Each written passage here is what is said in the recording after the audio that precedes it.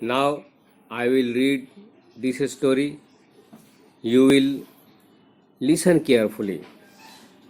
The story name is Little Girls Wiser Than Old People. It was an early star. In the yard lay snow, and rills ran down the village.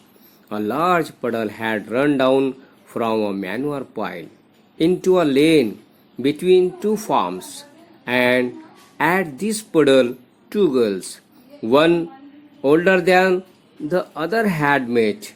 Both of them had been dressed by their mothers in new clothes.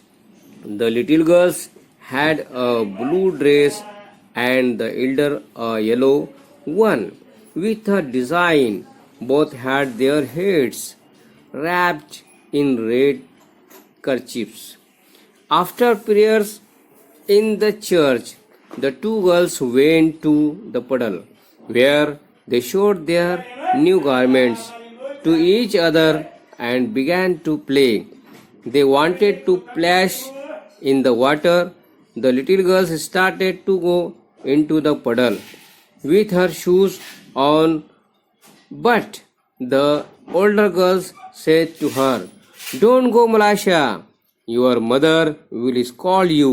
I will take off my shoes and you do the same."